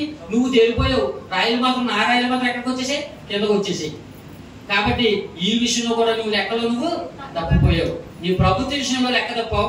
నీ యొక్క త్రాసులో వేసిన నీ బరువు తక్కువగా ఉన్నావు. పెరేసనిగా నీ రాజ్యం నీ యొక్క నుండి విభాగింపబడి మాదీయులకు పారసీకులను ఇయ్యబడను అని చెప్పాడు. చూడండి, మూడోది ఏంటంటే ఈ రాజ్యాన్ని లెక్క చూసిన తర్వాత ఈ రాజ్యాన్ని నీకు ఇవ్వడానికి అవకాశం లేదు. ఎందుకంటే లెక్కల్లో నువ్వు సరిగా లేవు, లెక్క సరిపోలేదు. నీ లెక్కకే నా లెక్కకే నాకు సరిపోలేదు. కనుక నీకు ఏం చేస్తున్నానంటే ఇదిగో నీ రాజ్యాన్ని నీ యొక్క నుంచి తీసేసి ఇదిగో మాదీయులు పారసీకులు ఉన్నారు, వారికి నేను అప్పగించేస్తున్నాను. నీ ప్రభుత్వ విషయంలో లెక్క చూశాడు, నీ ప్రవర్తన విషయంలో లెక్క చూశాడు, నీ రాజ్యం విషయంలో లెక్క చూశాడు. ప్రతి దానిలో దేవుడు లెక్కలు చూసిన తర్వాత అతనికి ఇచ్చిన బహుమానం ఏంటంటే చివరికి మరణం ఇచ్చాడండి. ఇదిగో ఈ రోజు రాత్రి నువ్వు చనిపోబోతున్నావని ఆజ్ఞించాడు. ఆ విధంగానే చనిపోయాడు, ఆ విధంగానే చూశాడు. ప్రియమైన దేవుని పిల్లరా, ఆ రోజు రాత్రి జరిగిన ఆ యొక్క విషయంలో చూడండి, చిన్న పొరపాటు. దేవుని ఎదుట మనం ఎప్పుడైనా పొరపాటు చేస్తే చాలా జాగ్రత్త పడాలి. ఎందుకంటే దేవుడు ప్రతిదీ లెక్కలతో కూడుకున్నది. దేవుడు ప్రతి దానిని లెక్కలు వేస్తుంటాడు. ప్రియమైన దేవుడు ఆయన పెద్ద లెక్క మాస్టర్ అన్నమాట. మీకు అర్థమవుతుందా? దేవుడు పెద్ద లెక్క మాస్టర్. ఆ మాస్టర్ ముందు ఎలా ఉండాలి? మనం చాలా జాగ్రత్తగా ఉండాలి. రాజునే ఏం చేశాడండి? ఎన్నో రాజ్యాలను పరిపాలిస్తున్న బెల్షస్సర్ రాజుని లెక్కలు అడిగి రాత్రికి రాత్రి లెక్కలు తేల్చేసి చంపేశాడండి దేవుడు. అతను లెక్క తేల్చేశాడు. అక్కడ తన జీవితాన్ని ముగించేశాడు. రాజునే వదలలేదు దేవుడు, మరి నువ్వెంత నేనంత. బెల్షస్సర్ రాజుని దేవుడు విడిచిపెట్టలేదు, నీవు నేనే అంత. ఈ రోజు రాత్రి దేవుడు మన లెక్కలు అడిగితే, దేవుడు ఈ రోజు రాత్రి దేవుడు మన చిత్తాలు, మన జీవితంలో మన లెక్కను దేవుడు ఒకసారి చూసుకుంటే ఒకవేళ మనం తక్కువగా కనబడితే మన జీవితం ఏమైపోతుందో చూడండి, మన జీవితం ఎలా ఉంటుందో చూడండి. ప్రియమైన దేవుడు రాజుని విడిచిపెట్టలేదండి దేవుడు, మరి మనం విడిచిపెడతాడా? మమ్మల్ని విడిచిపెట్టడు. ఎందుకంటే మనం ముందు చదువుకున్నాం కదా, మనం ఎవరికి లెక్క అప్పచెప్పవలసి ఉందో ఆ దేవుడి కన్నులకు సమస్తం ఎలా ఉన్నదంట, తేటగా ఉన్నదంట. అలాగే మనం చేసిన క్రియలు మంచివైనా చెడ్డమైనా సరే, ఏదైనా సరే క్రీస్తు న్యాయపీఠం ఏదైతే మనం ప్రత్యక్షం కావాలి, నిలబడాలి. అక్కడ నెంబర్ 1, నెంబర్ 2, నెంబర్ 10 పిలుస్తూ ఉంటాడు దేవుడు. ముందుగా చనిపోయిన వారు ముందుగా పిలుస్తాడు, తర్వాత చనిపోయిన వారు తర్వాత పిలుస్తాడు. మొత్తం అంతా కూడా ఆయన ఎదుట నిలబడాలి. మరి అండి మాకు లెక్కలు రావండి, మేము లెక్కలో పెద్ద వీకెండ్ బాబు, అసలు ఈ లెక్కలు మేము ఎలా పట్టించుకోవాలి, ఈ లెక్కలు మేము ఎలా తెలుసుకోవాలని మీరు అనొచ్చు. అప్పుడప్పుడు చూడండి, చదువుకున్న టైంలో చాలా మంది లెక్కలు అంటే భయమే కదండి. అందరికీ భయమే లెక్కలు అంటే. ఎవరికి భయం ఉండదు లెక్కలు అంటే? అందుకే లెక్కల్లో వీక్ గా ఎవరైతే ఉన్నారో ముందుగా ఒక టెక్స్ట్ బుక్ పెట్టుకుని మాస్టర్ దగ్గరికి వెళ్ళిపోతారు, లెక్చరర్ దగ్గరికి వెళ్ళిపోతారు. సార్ మీరు ఎగ్జామ్ ఉందంటున్నారు కదా, ఇదిగో కొద్దిగా ఇంపార్టెంట్ క్వశ్చన్స్ ఏమైనా ఉంటే కొంచెం తొందరగా పెట్టండి సార్. ఎందుకంటే మేము లెక్కల్లో వీక్ మీకు తెలుసు కదా, మేము పాస్ అవ్వాలంటే మీరు ఏదైతే ఇంపార్టెంట్ చెప్పారో అవి మేము నేర్చుకుని వచ్చేస్తాం సార్. అవే మేము ఎగ్జామ్లో రాశారు, వచ్చినా రాయబడినా రాసేస్తాడు కొంతమంది. మీకు అర్థమైందా? ఆ లెక్క పడినా పడకపోయినా ఆ లెక్కనే బట్టి పడతాడు. ఎగ్జామ్ లోకి వెళ్ళిన తర్వాత ఆ లెక్క పడలేదు అనుకోండి, ఏమంటే ఆ లెక్క రాసేస్తాడు. ఏదో క్వశ్చన్ నెంబర్ వేసేసి ఆ లెక్క రాసేస్తాడు. ఎందుకంటే ఏది రాయకపోవడం కానీ ఏదో రాయడం మంచిది కదా.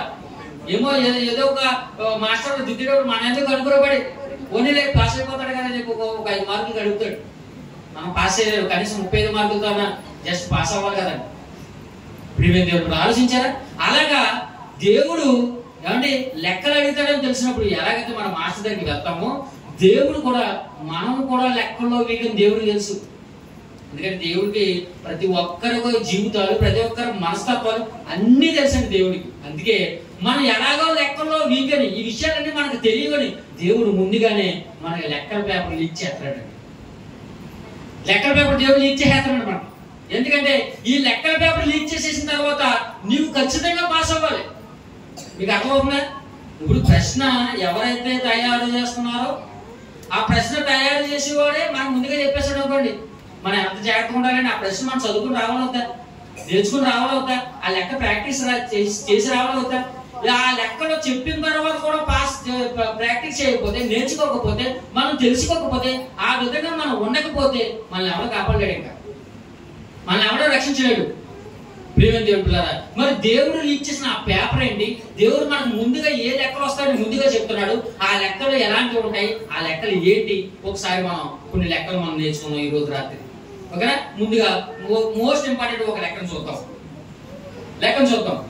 అందరం మీ బైబిల్ తెచ్చి మత్తయి సువార్త, యేసుక్రీస్తు వారు చెప్పిన మంచి విషయాన్ని మనం చూద్దాం. మత్తయి సువార్త 12వ అధ్యాయం ముగించుకుందాం. మత్తయి సువార్త 12వ అధ్యాయం 36వ వచనం. మత్తయి సువార్త 12వ అధ్యాయం 36వ వచనం. నేను మీతో చెప్పినది ఏమనగా,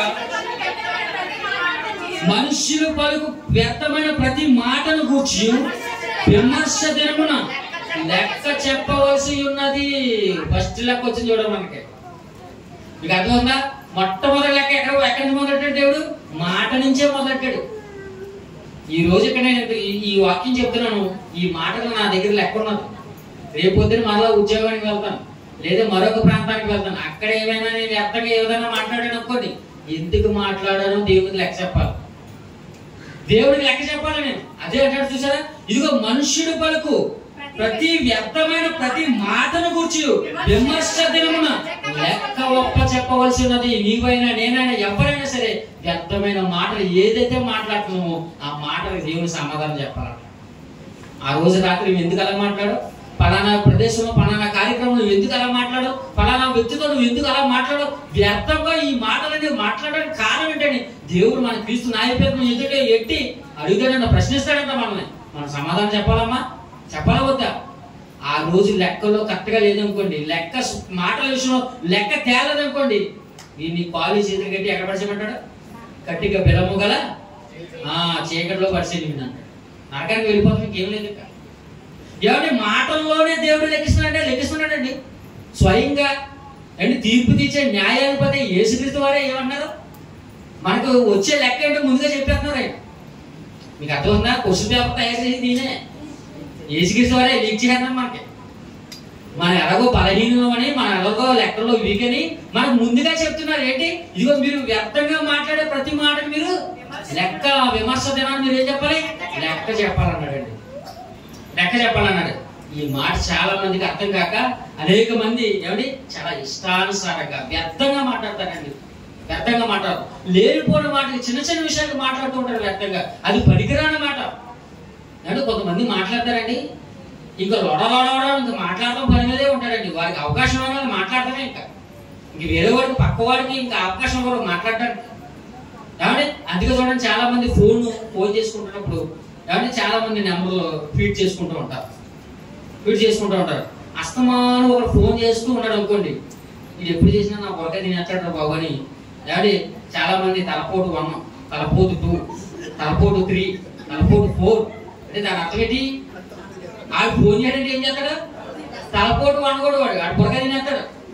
మన మెగలంతా తినేస్తాడు. మాటలతో ఏం లేదు, ఓన్లీ సోదుకోవులు, శుద్ధి మాటలు, పనికిరాని మాటలు. ఏం చేస్తున్నావు, ఎక్కడ ఉన్నావు, తిన్నావా, ఉన్నావా, ఏ బట్టలు వేసుకున్నావు, ఎక్కడికి వెళ్తున్నావు, ఏం చేస్తున్నావు, ఇన్ని మాటలండి. ఇవన్నీ వ్యర్థమైన మాటలే. దేవుడి మాట ఎప్పుడైనా ఎవరైనా మాట్లాడారండి మీతో? ఎవరైనా మాట్లాడతారా? సంఘంలో వచ్చేవండి, కూర్చున్నాం, ఇక్కడ మాట చెప్తారు, వింటున్నారు, అయిపోయి బయటికి వెళ్ళిన తర్వాత దేవుడి కోసం మాట్లాడుకునేవారు ఎంతమంది? ఇదే మన దేవుడు మాట్లాడతాం, అన్ని మాట్లాడతాం. మనం పిచ్చ పార్టీ అంటారు కదా, ఆ అరుగుల మీద కూర్చుని, కానీ ఆ గడప దగ్గర కూర్చుని, ఆ గుమ్మాలలో కూర్చుని, కానీ ముసలమ్మ ముచ్చట్లు పెట్టుకుని, ఏ కూరడో అత్తయ్యా, ఏం కూర ఉండవమ్మా, ఈరోజు సీరియల్ అలా జరిగింది, ఆడు చచ్చిపోయాడా, వాళ్ళిద్దరు కలిసిపోయారా, వాళ్ళ అత్తగారు మరి ఇద్దరు కలిసిపోయారా, కూతురు రానిచ్చిందా, కోడలు వేధించేస్తుందా అత్తగారు ఆ సీరియల్లో. ఇయే మన మాటలు, ఇయే ప్రతి వ్యర్థమైన మాటలను మనం మాట్లాడుతాం. కానీ మనకు తెలియని విషయం ఏంటంటే, మనం మాట్లాడే ప్రతి మాటకి దేవునికి లెక్క చెప్పాలి. దేవుడికి లెక్క చెప్పాలి. చాలా మంది కొంతమంది మాట్లాడతారని మాట విషయంలో చాలా అజాగ్రత్తగా ఉంటారు. ఒక మాట వలన చాలా ప్రమాదం ఉంది, చాలా ప్రమాదం. కుటుంబాలే విడిపోయిన పరిస్థితులు మాట వల్ల వస్తాయి. ఎందుకంటే చాలా మంది చాలా అంటే కత్తిపోటు వంటి మాటలు మాట్లాడేవారు కావాలని సామెత గ్రంథంలో చెప్పాడు. అంటే ఇలాంటి మాటలు మాట్లాడేవారు కూడా ఉంటారంటే ఉంటారు. ఎందుకుంటారండి? ముందుగా ఏదైనా ఒక ప్రమాదం కానీ, ఒక గొడవ కానీ ప్రారంభం అవడానికి ప్రధానమైన కారణం ఏంటమ్మా? మాటే, నోటి మాటే. అందుకే బైబిల్లో కూడా చెప్పాడండి 4 కోసం. నాలుకంట బహుగా అదురుపడుతుందంట, బహుగా అదురుపడుతుందంట. ఈ నాలుక సర్వ సృష్టికి ఏం చేస్తుందంట? తిష్టి పెడేస్తుందంట, అగ్గి పెడేస్తుందంట. ఎవడైనా ఒక నిమిషం ఒకటి ఎవరు పొల్లెట్టకరా అంటారు. మా మధ్యలో ఏం చెబుతుంది? నువ్వు పొల్లెట్టకరా అంటారు. పొల్లెట్టేటమ్మా పొయ్యిలో పొల్లెట్ట ఏమవుతుంది? అగ్గి వస్తుంది, మంట వస్తుంది. పొల్ల లేకపోతే మంట ఆగిపోతుంది, పొగ వస్తుంది. తర్వాత ఉన్నా కూడా మొత్తం ఆగిపోతుంది. కానీ ఎలుగుతూ ఆరిపోయే దాంట్లో తెచ్చి ఎవడైనా పొల్లెట్టాడు ఇక్కడ ఏమవుతుంది? ఆటోమేటిక్ గా గాలికి ఏమవుతుంది? అది పొగ రేజ్ అవుతుంది, మంట వస్తుంది, కాలిపోతుంది. తర్వాత బూడిదే. ఇంకా కుటుంబాలైనా బూడిదే, మనమైనా బూడిదే. చూసారా మాట ఎంత జాగ్రత్తగా ఉండాలి చూడండి. యేసుక్రీస్తు ఎందుకు చెబుతున్నాడు చూడండి ఈ మాట. మరో కోసం చూద్దాం. ఇదే మాట కోసం ఎఫెసీయులకు రాసిన పత్రిక 5వ అధ్యాయం, ఎఫెసీయులకు రాసిన పత్రిక 5వ అధ్యాయం 4వ వచనం. ఎఫెసీయులకు రాసిన పత్రిక 5వ అధ్యాయం 4వ వచనం. కృతజ్ఞత వచనమే మీరు ఉచ్చరింపవలను కానీ మీరు భూతులైనను పోకిరి మాటలైనను సరసోక్తులైనను ఉచ్చరింపకూడదు, ఇది మీకు తగ్గదు అన్నాడు. చూడండి, దేవుళ్ళలోకి వచ్చినాక, క్రీస్తులోకి బాప్తిసం తీసుకున్న తర్వాత, సంఘంలోకి మనం అడుగు పెట్టిన తర్వాత మన మాటలు ఎలా ఉండాలమ్మా? చాలా జాగ్రత్తగా ఉండాలి, కృతజ్ఞతావచనంగా ఉండాలి. నీవు మాట్లాడావంటే నీ మాటల్లో కృతజ్ఞత కనపడాలి, కనికరం కనపడాలి. యేసుక్రీస్తు మాటలో ఆ రోజు కనికరం కనపడ్డాడండి, కనికరం కనిపించింది, కృతజ్ఞత కనిపించింది. అందుకే ఆయన మాటలు వినడానికి అనేక మంది తండోపతండాలుగా యేసుని వెంబడిస్తూ వెళ్ళిపోయారు. ఆయన దగ్గరికి వెళ్తే ఆయన మాటలు వింటే మా హృదయం సమ్మతిస్తుంది, మా కష్టాలు మా బాధలు మేము మర్చిపోతాం అని యేసుక్రీస్తుని వెంబడించేవారండి. మరి మనల్ని వెంబడించాలంటే మన అలవాటు, మన కృతజ్ఞతావచనాలు మాట్లాడతాం ఏంటి? పచ్చి బూతులు మాట్లాడుతూ ఉంటాం. ఒక ఆవిడంటే సంఘానికి వెళ్తుందంట, ఆవిడ తర్వాత మరొక ఆవిడ సంఘానికి వెళ్తుందంట. మధ్యలో వెళ్తానికి ఏమవుతుంది? మాటల యుద్ధం జరుగుతుంది. ఒక తర్వాత ఒకరు మాటలు మాట్లాడుకుంటూ దూషించుకుంటున్నారు. ఎంతలో చర్చి దగ్గరికి వచ్చేసింది. మరి ఈ మాటలు మాట్లాడుకుంటూ బాగోదు కదండి. అయ్యగారు చూస్తే తిడతారు, సంగతులు చూస్తే, విశ్వాసం చూస్తే ఏదో అనుకుంటారు, చుట్టుపక్కల వారు ఇరుపొరు వారు చూస్తే ఏదో అనుకుంటారు. కాబట్టి చర్చి దగ్గరికి వచ్చేసరికి అంటుందంట వెనక్కి తిరిగి, ఇదిగో చర్చి కనుక బతుకుపోయావు, ఈ రోజు నీ చర్చికి దగ్గరకు వచ్చేసినారు, బయటకు బతుకుపోయావు, చర్చ అయిపోయి నీ సంగతి ఏంటి చెల్తాడు అన్నమాట. చర్చ అయిపోయి బయటకు రాని నీ సంగతి ఏంటో తెలుస్తుంది, నీ సంగతి ఏంటో చూస్తానంట. అంటే ఏం నేర్పిస్తున్నారమ్మా? బూతులైనా సరసోక్తులైనా ఏమండి కృతజ్ఞత, పోకిరి మాటలు, ఎన్నెన్నో భయంకరమైన మాటలు మాట్లాడుతూ ఉంటారండి. ఇటువంటి వారిగా మనం ఉండకూడదు పిల్లగారా. కృతజ్ఞత, మన మాటల్లో చాలా జాగ్రత్తగా ఉండాలి, మన విషయాల్లో చాలా జాగ్రత్త కలిగి మనం ఉండాలి. చూడండి మరో వచనం చూద్దాం. ఇదే ఎఫెసీయులకు రాసిన పత్రిక 4వ అధ్యాయం 29వ వచనం చూడండి. 29 వినువారికి మేలు కలుగునట్లు అవసరమును బట్టి క్షేమాభివృద్ధికరమైన అనుకూల వచనమే పలుకుడు గాని దుర్భాష ఏదైనను మీ నోట రానియకుడి. మీ మాట ఎంత జాగ్రత్తగా ఉండాలండి. సమయాన్ని బట్టి, అవకాశాన్ని బట్టి క్షేమాభివృద్ధికరమైన మాటలే పలకాలంట. అంటే నువ్వు మాట్లాడాలంటే ఇద్దరు వ్యక్తులు కలాలి, ఇద్దరు వ్యక్తులు మారాలి, ఇద్దరు వ్యక్తులు నీ మాటలు వినడానికి ఆసక్తి చూపించాలి. ఆ విధంగా వినువారికి మేలు కలిగినట్లు నీ మాట వింటే వారు మేలు కలగాలి. అంతేగాని ఎదుటివారి మీద లేనిపోయిన మాటలు చెప్పకూడదు. ఉన్నది లేనట్టు, లేనిది ఉన్నట్టు ప్రకటించేసి ఏమండి ఇలా చెబుతూ పోతే మన మాటకి అర్థం లేదండి. ఈ మాటలన్నీ తెలియక చాలా వ్యర్థంగా ఉపయోగిస్తున్నాం మాటలు కాదు ప్రియులారా. మనం ఏ మాట మాట్లాడినా దేవుని దగ్గర ఏం చేయాలి? మనం లెక్క అప్పచెప్పాలి. చూడండి, ఫస్ట్ లెక్క అయిపోయింది అమ్మయ్య, ఓ లెక్క తెలుసుకుంది మనకి. యేసుక్రీస్తు దగ్గరికి మనం మరణించి వెళ్ళిపోయిన తర్వాత న్యాయపీఠం ముందు నిలబడగానే ఫస్ట్ క్వశ్చన్ ఏంటి అనమాట? ఫస్ట్ క్వశ్చన్ ఏంటి చెప్పాలి అందరూ? మీ మాటల విషయంలో మీరు జాగ్రత్తగా ఉండాలి లేదా లెక్క చెప్పాలి. అప్పుడు మీ మాటల విషయంలో ప్రతి విషయంలో మీరు లెక్క చెప్పాలి. రైట్, ఒక లెక్క తెలుసుకుంది. ఇప్పుడు రెండో లెక్క దగ్గరికి వెళ్తాం. రోమీయులకు రాసిన పత్రిక 14వ అధ్యాయం, రోమీయులకు రాసిన పత్రిక 14వ అధ్యాయం, రోమీయులకు రాసిన పత్రిక 14వ అధ్యాయం 11-12 వచనములు. నా తోడు ప్రతి మోకాలును నా ఎదుట వంగును, ప్రతి నాలుకయు దేవుని స్తుతించును అని ప్రభు చెప్పుచున్నాడు అని వ్రాయబడి ఉన్నది కనుక మనలో ప్రతి వాడును తన్ను గురించి దేవునికి లెక్క అప్పచెప్పవలసి ఉండను. మీకు అర్థమవుతుందా? మనలో ప్రతివాడు తండ్రి గురించి లెక్క చెప్పాలి. తండ్రి గురించి అంటే నీ గురించి ఏం చెప్తావు? నీ గురించి ఏం చెప్పాలమ్మా? నీ క్యారెక్టర్, నీ ప్రవర్తన, నీ క్యారెక్టర్ అన్నమాట. ఇక్కడ జరుగుతున్న ఈ సందర్భం ఏంటంటే సంఘంలో అనేక మంది ఉన్నారట, వీరు శరీర సంబంధ విషయాల కోసం ఏమిటి ఇబ్బంది పడుతున్నారు. అందుకే పౌలు వారిని హెచ్చరిస్తున్నాడు, రోమా సంఘాన్ని హెచ్చరిస్తున్నారు. అందులో బలవంతులు ఉన్నారు, బలహీనలు ఉన్నారంట. వారి మాటలు చాలా తేడాగా ఉన్నాయంట. అందుకే వారిని ఏమంటున్నాడంటే ఇదిగో మీరు దూషించుకోవచ్చు, మీరు దెబ్బలాడుకోవద్దు, ఎందుకంటే మీ ప్రవర్తన విషయం మీరు దేవుడికి ఏం చేయాలి? లెక్క అప్పచెప్పాలన్నమాట. రెండో పాయింట్, రెండో లెక్క అన్నమాట. మనం ఏది చేసినా మన ప్రవర్తన ప్రతి దానిని దేవుడు పరిశీలిస్తున్నాడు. మన నడక, మన యొక్క ప్రతి విషయాన్ని దేవుడు పరిశీలనగా తెలుసుకుంటున్నాడు. మన ప్రవర్తన విషయంలో మనం జాగ్రత్త కలిగి ఉండాలి. బలం కలిగిన వారు, బలవంతులుగా ఉన్నవారు, దేవుని వాక్యం తెలిసిన వారు బలహీనులుగా ఉన్నవారిని తృణీకరించకూడదు.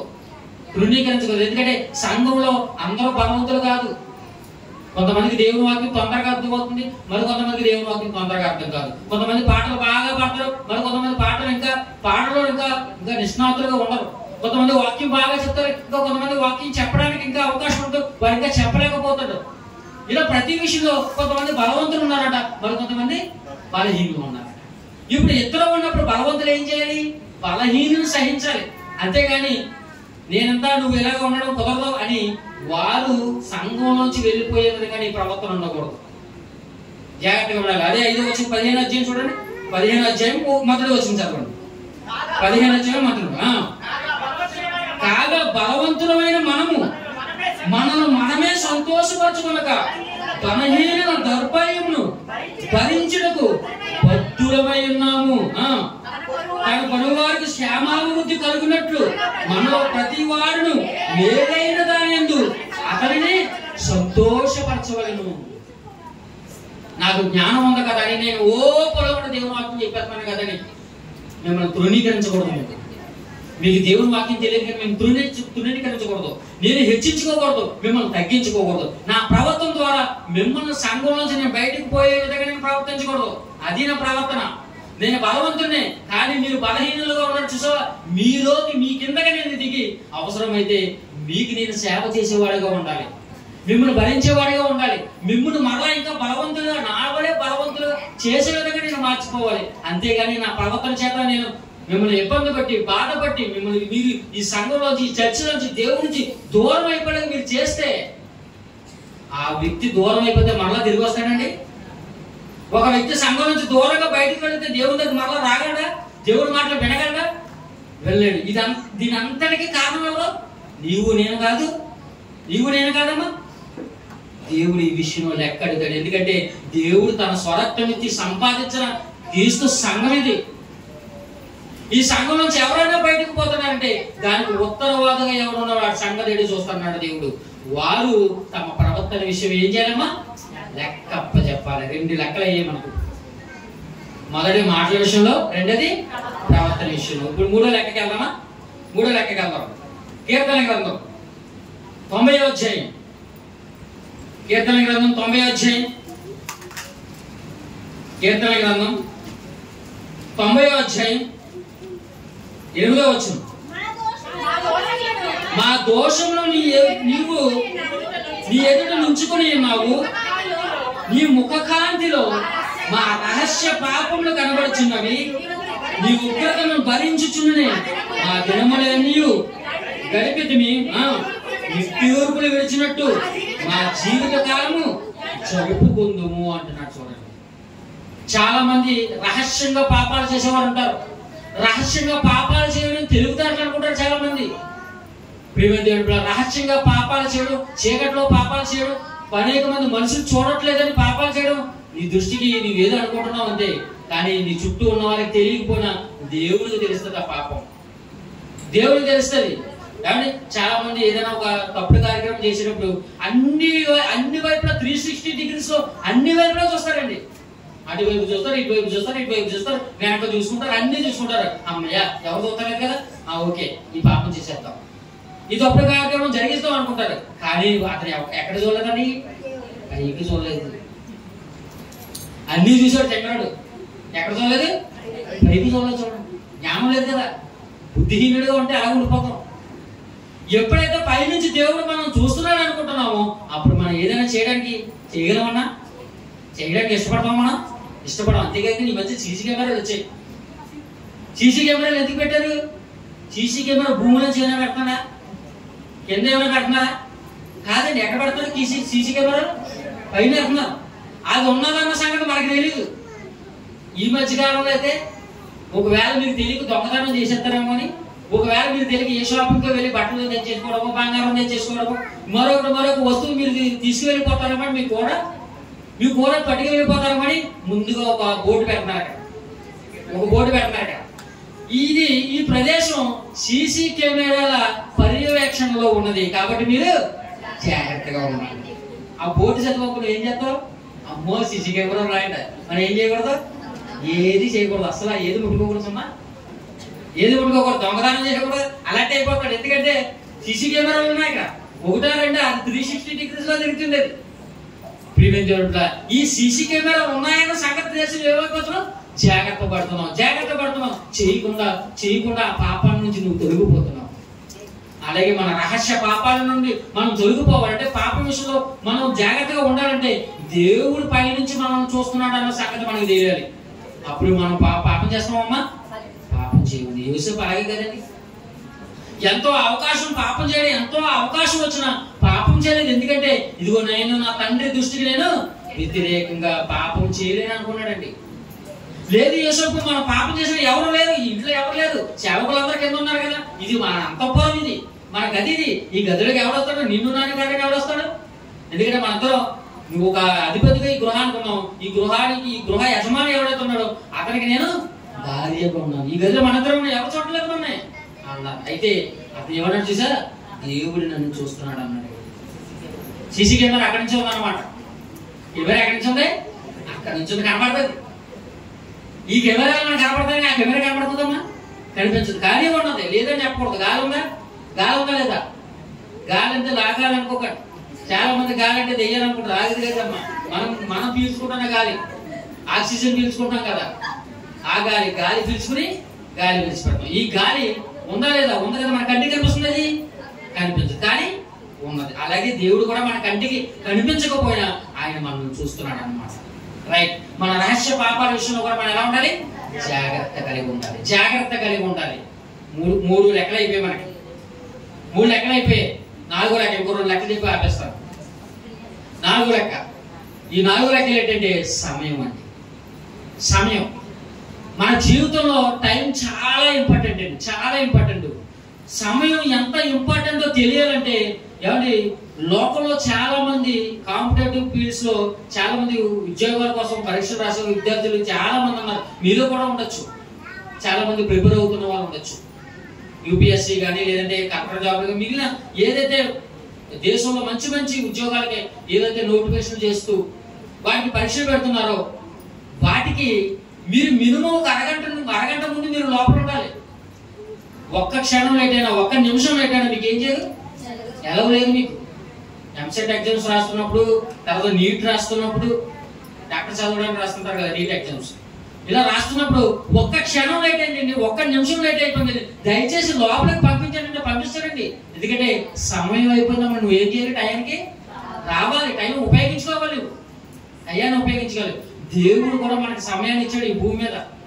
నీకు 60 ఏళ్ళ కాలం ఆయుష్ ఇచ్చాడు, 70 ఏళ్ళ కాలం ఆయుష్ ఇచ్చాడు, ఒక 80 ఏళ్ళ కాలం నీకు ఆయుష్ ఇచ్చాడు. మరి ఈ కాలాన్ని ఇస్తున్నప్పుడు ఈ కాలాన్ని దేవుడి కోసం వినియోగిస్తున్నావా? నీ ఇష్టానుసారంగా నువ్వు వినియోగించుకుంటున్నావా? దేవుడు ఎక్కడైతాడు ప్రతిదీ కూడా.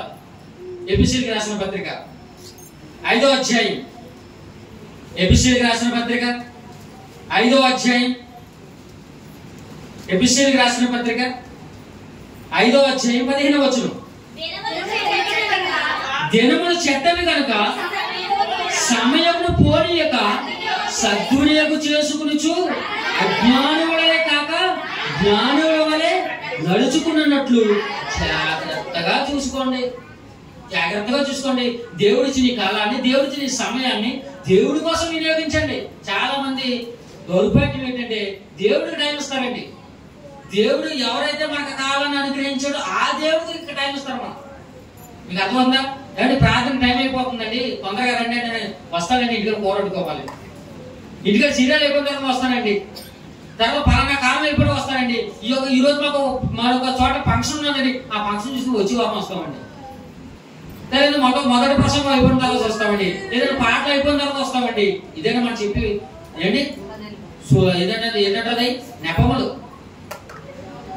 అబద్ధాలు, ఇవన్నీ మనం చెబుతూ ఉంటాం. కానీ సమయాన్ని ఇచ్చిన దేవుడికి మాత్రం మనం భయపడలేదు. కానీ దేవుడు ఒకరోజు లెక్క అడుగుతాడు, సుమా లెక్క అడుగుతాడు.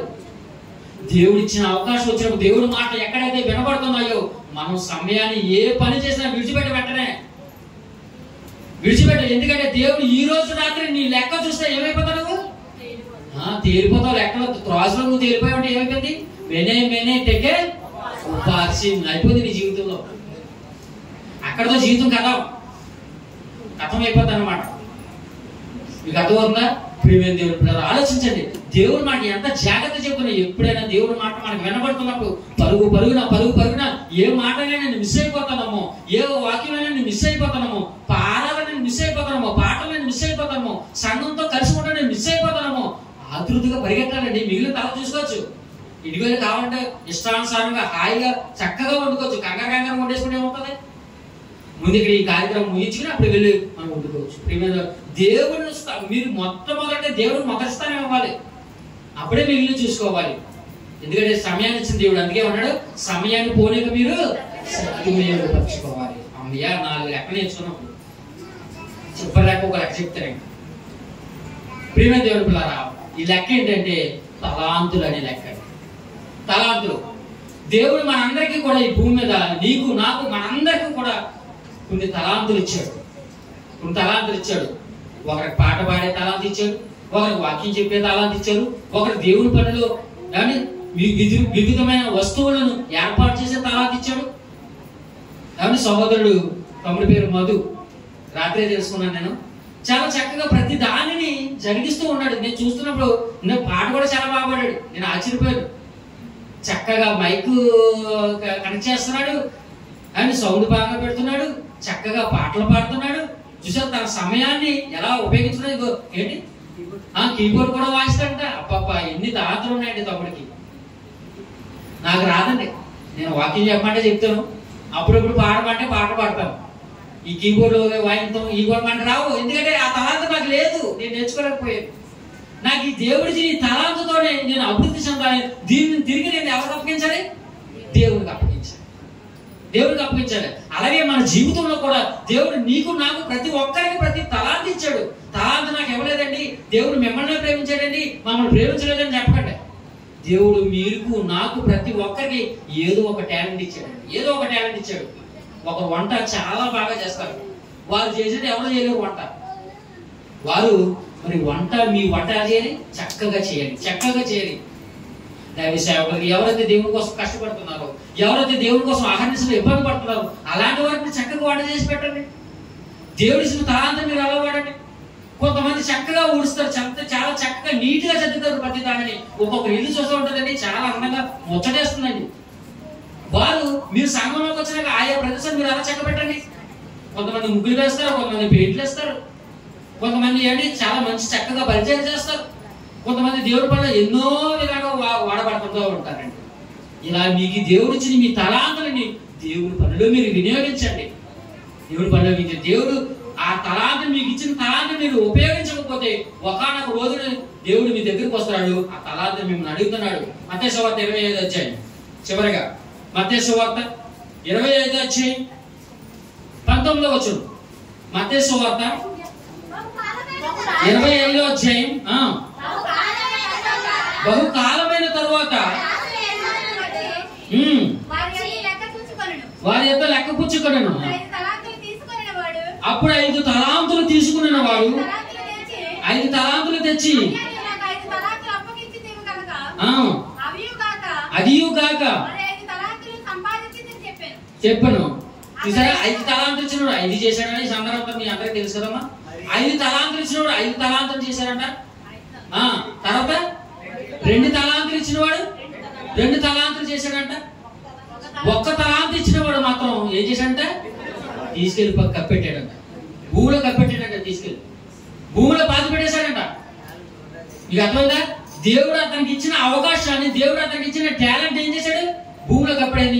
ఇంక ఎవరికి పంచడానికి మాట. మీకు అర్థమవుతుందా? ఒక్కొక్కరు ఉంటాడండి. అందుకే చూడండి, చాలా మంది అంటారు వీడికి ఏంటంటే కుళ్ళు కూర్చొస్తున్నాం, కుళ్ళు కూర్చొద్దాం ఏంటి వీడికి ఎంత అనుకుంటారు. ఎందుకంటే వాడు ఉన్న టాలెంట్ నీకు ఎవరికి నేర్పడాడు. మరి నువ్వు చనిపోయిన తర్వాత నీ తర్వాత ఎవరు చెప్తాడు? నీ తర్వాత ఆ తలాంతిని ఎవరు మోసుకుని వెళ్తాడు? ఆ తలాంతి కలిగి ఎవరు ఉంటారు? నీవే కదా ఉండాలి, నీవే కదా ఉండాలి. నీలా అనేక మంది నువ్వు తయారు చేయాలి కదా. వారిద్దరూ తయారు చేశారు కనుక బల బల బల మంచి నమ్మకమైన దాసుగా నీకు ఇంకో కొన్ని ఇస్తున్నాడు. ఎందుకంటే నువ్వు 2 ఇస్తున్నా 2 చేసావు, ఇప్పుడు ఏం చేయాలి? నీకు 10 ఇవ్వాలి. నువ్వు 5 నీకు 5 ఇస్తే 5 ఇచ్చావు, నీకు ఎన్ని ఇవ్వాలి? ఒక 50 ఇవ్వాలి, లేక 100 ఇవ్వాలి, లేక ఒక 500 ఇవ్వాలి. మొత్తం మీద దేవుడు ఇవ్వాలనుకున్నాడు. ఇచ్చిన వాడికి కలిగిన వాడికి ఇస్తాడు, లేని వాడి అంత నుంచి కలిగింది కూడా ఏం చేస్తాడు? తీసేస్తాడు. వీడికి ఇవ్వకుండా బాబు, వీడికి ఇవ్వకండి. ఎందుకంటే వీడికి ఇచ్చిన వీడు ఏం చేస్తున్నాడు? ఉపయోగించాలని నాశనం చేసి పారేశాడు. దేవుడు పిల్లరా, దేవుడు మీకు ఇచ్చిన అవకాశాన్ని, దేవుడు మీకు ఇచ్చిన ఈ యొక్క ఉద్యోగాన్ని, ఈ యొక్క జాబ్ని దేవుడి కోసం వినియోగించండి.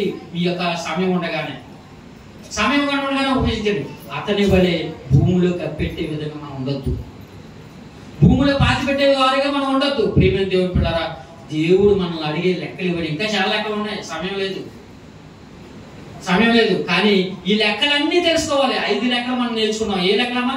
తొందరగా చెప్పాడు. ఒకటి మాటల విషయంలో లెక్క, ప్రవర్తన విషయంలో లెక్క, రహస్య పాపం విషయంలో లెక్క, సమయం విషయంలో లెక్క, తలాంతుల విషయంలో. దేవుడు ఈ లెక్కలన్నీ మనకు చెప్పాడు. దేవుడు ఎందుకు మనకి ఈ లెక్కలన్నీ ముందుగా చెప్తున్నాడంటే, ఎందుకు ముందుగా పేపర్ లీక్ చేశాడంటే, ఎవరును ఒక్కరును నశింపకుండా తండ్రి రాజ్యాన్ని మనందరం చేరుకోవాలని దేవుని యొక్క ముఖ్యమైన ఉద్దేశం. ప్రియులారా, ఈ లెక్కలన్నీ తెలిసిన మనం ఇక్కడి నుంచైనా, ఇప్పటి వరకు చేయలేకపోయామా లెక్కలు, విడిచిపెట్టండి. ఇక్కడి నుంచైనా ఈ లెక్కల్లో జాగ్రత్త కలిగి ఉంటారు. ఈ లెక్కలు ప్రాక్టీస్ చేయండి, బాగా నేర్చుకోండి. ఈ లెక్కల్ని ఈ ఎగ్జామ్లో మీరు పాస్ అవ్వాలి, ఫెయిల్ అవ్వకూడదు. మీకు అర్థమైందా? ఎగ్జామ్ అంటే ఏంటమ్మా? మరో లోక్సభ ఎగ్జామ్కి వెళ్ళకండి. ఎగ్జామ్ అంటే ఏంటి? ఏ సిరీస్లో 2వ ర్యాంకులో వస్తారు ఎగ్జామ్కి. ఈ ఎగ్జామ్లో నువ్వు ఏమవ్వాలి? పాస్ అవ్వాలి. నీ ప్రవర్తన ద్వారా, నీ మాటల ద్వారా, నీ క్రియల ద్వారా. ప్రియమైన దేవుని పిల్లరా, ఈ మాటలు విన్న మీరందరూ కూడా ఈ రాత్రికాల సభలో మంచి నిర్ణయం తీసుకోండి. దేవుని కోసం ఉన్నతంగా బ్రతకండి. అందరూ కళ్ళు మూసుకున్నట్లయితే ప్రార్థన చేసుకుందాం. మహాలోకాలను కలిగించిన మా కన్న తండ్రి దేవా, నీకు వందనములు ఆయన. తండ్రి, ఎన్నో విలువైన మాటలు తండ్రి, మీరు అడిగే లెక్కను తండ్రి మీ కుమారులకు నాయన తండ్రి మీ మాటల ద్వారా వివరించాను ఆయన. ప్రతి మాటను జ్ఞాపకం ఉంచుకుని తండ్రి, వారి హృదయంలో భద్రపరుచుకున్న ఆయన, మీకోసం ఉన్నతంగా బ్రతికే అవకాశాన్ని ప్రతి ఒక్క సహోదరుడికి సహోదరుడికి మీరు అనుగ్రహించండి తండ్రి. ఎన్నో విషయాల్లో తండ్రి మేము తప్పుపోతున్నాను ఆయన, ఎన్నో లెక్కల్లో మేము తప్పుపోయాం తండ్రి, ఎన్నో లెక్కలు ఇంకా మాకు ఇంకా రావు తండ్రి. కానీ తండ్రి, ఈ రోజు మీరు చెప్పిన లెక్కలు, మీరు ఇస్తున్న ఈ యొక్క భాగ్యాన్ని తండ్రి మేము తెలుసుకుని మీకోసం ఉన్నతంగా బ్రతికే అవకాశం మాకు అనుగ్రహించండి. ఎంత గొప్పటి కార్యక్రమాలు జరిగిస్తున్న మా సహోదరులు, అలాగే ఈ సంఘ కాపరి గారు తండ్రి జాన్ ప్రసాద్ అయ్య గారిని, అలాగే అమ్మగారిని తండ్రి, వారి సంఘాన్ని, వారి యొక్క యవ్వనస్తులను ప్రతి ఒక్కరిని తండ్రి మీరు జ్ఞాపకం ఉంచుకోండి తండ్రి.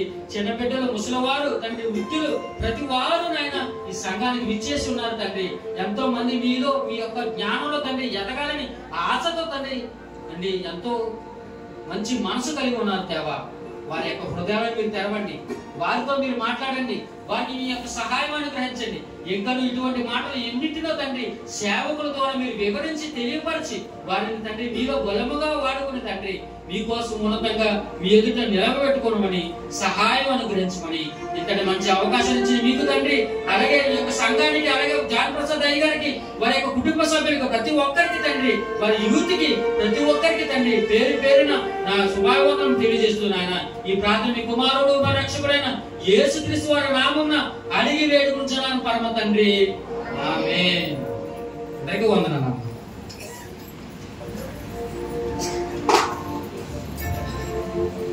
ప్రైజ్ ది లార్డ్, హల్లెలూయా. అందరూ చప్పట్లు కొడదాం. సమాచారం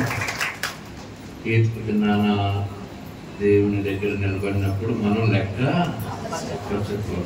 ఏ లెక్కలు చెప్పాలో క్రైస్తవ సమాజం చాలా జాగ్రత్తగా, ఇదొక ఎగ్జామ్